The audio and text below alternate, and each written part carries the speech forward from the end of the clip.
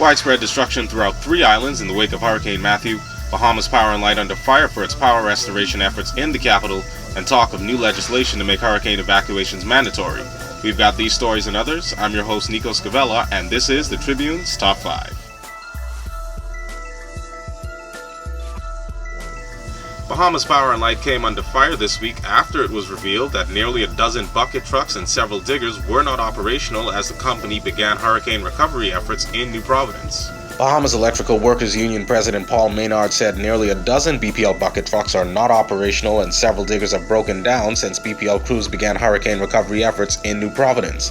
Mr. Maynard told the Tribune this week that if the powers that be had listened to him to have a hydraulic specialist repair the bucket trucks, which he said have been broken down for months, power could have been restored to the island quicker because, quote, more men would be able to be on the road, end quote. He also said several diggers, which are needed to replace the broken poles, have stopped working, placing crews at a huge disadvantage.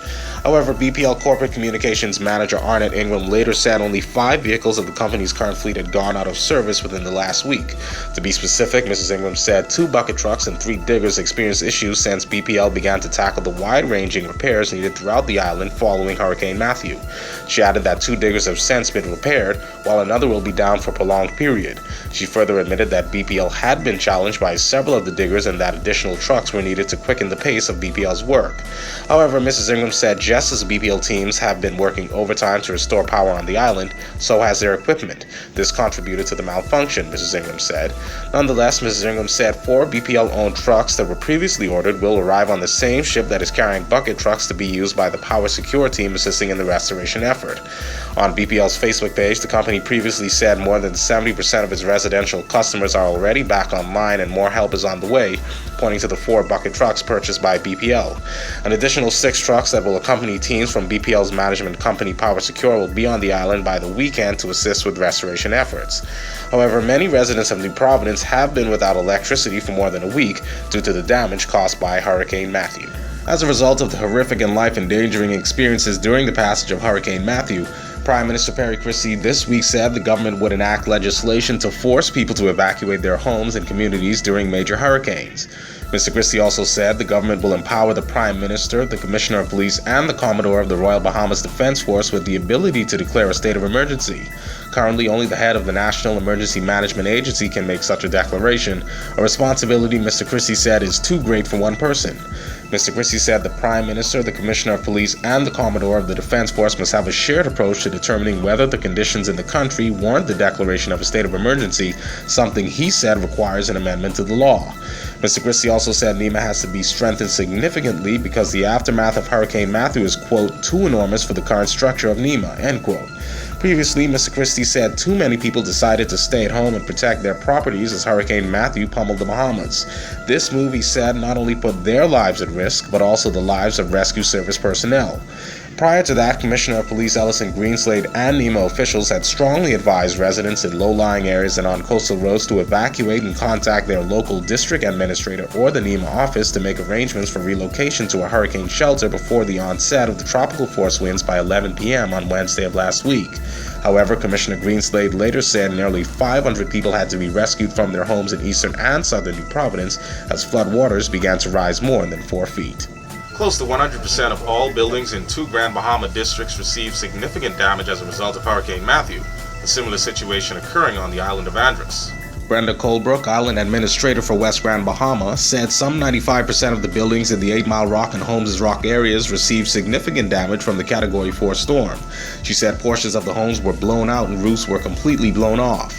However, at the time, she said there were no reports of lives lost. A senior police officer told the Tribune that more than 72 homes reported experiencing significant roof damage from Matthew, although that did not include the western area of the island. Preston Cunningham, administrator for Freeport, later told the Tribune that the passage of Hurricane Matthew through Freeport was, quote, a heck of a time. At the time, Mr. Cunningham said, quote, debris is all over the place, end quote. Meanwhile, in Andros, many residents of the northern part of the island described the state of their lives as, quote, battered but not done. The Tribune's tour of Low Sound, North Andros revealed how homes were rendered to just frail, twisted pieces of steel, wire, and rock. Cars had been pummeled by fallen debris, while business and recreational spaces were washed clean away from the surface of the surrounding community.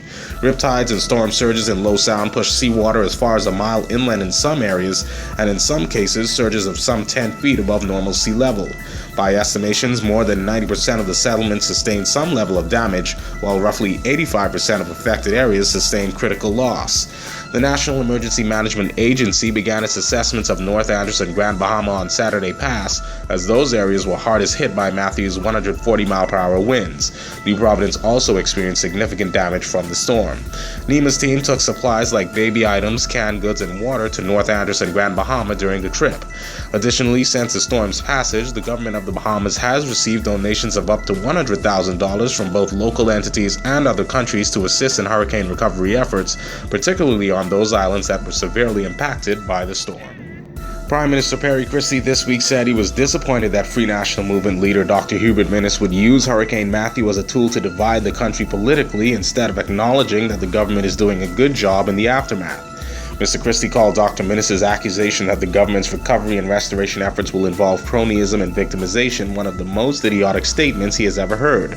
Mr. Christie also said he is distressed over the politicization of the government's hurricane relief efforts, charging that his administration does not have the time to get distracted by politics and become tribal while grappling with the aftermath of a natural disaster.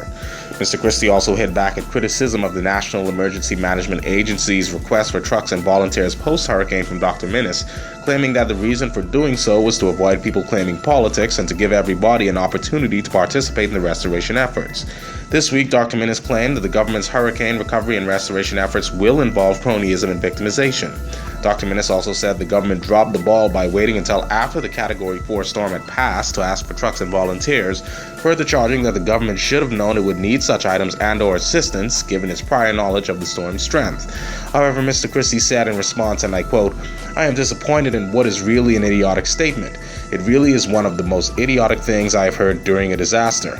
For the leader of the opposition, an alternative prime minister, to be able to make that kind of commentary is disappointing. I know we are in the silly season of politics and they have to make the decisions as to whether or not they can acknowledge that the government is doing a good job, but when it comes to disaster, the work is yet to be done." Mr. Christie added, and I quote, "We have to get things going. We have to do it quickly. We have people coming from outside. You don't want to discourage them by saying if the alternative government is saying we are nakedly discriminating and politicizing, what you're doing is saying to people, don't donate. And surely that's not the thing to do at this stage. The point is, we should all be working shoulder to shoulder together to get the job done for the Bahamian people," end quote.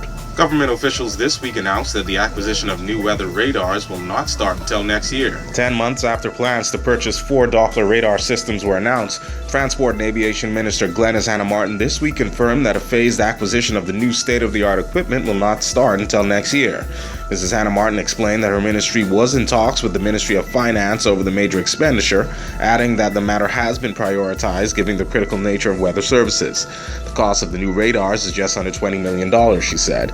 Mrs. Hanna Martin emphasized that the country has a long-standing working relationship with the radar manufacturing company. She added that while manufacturing of the radars have not yet begun pending payment, it has been assured that the country's order will be expedited.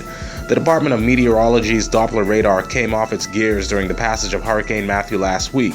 An official this week confirmed that parts have been ordered for the manufacturer to repair the radar. The forecast office also sustained damage during the hurricane, and staff had to be relocated to the Lynden Pinley International Airport for safety reasons. The country's only Doppler radar was first purchased in 2005 and has been a subject of contention following the passage of Hurricane Joaquin last year, when it was alleged that it was inoperable during the height of the storm. The government and Met Department have repeatedly refuted the claims made by its forecaster Wayne Neely as erroneous, pointing out that the issues with the accuracy of the Category 4 storm's track had to do with the erratic nature of Joaquin and not with forecast equipment in the Bahamas. Met Department Director Trevor Bazin has said the new radars will be placed on Abaco, New Providence, Long Island, and Mayaguana.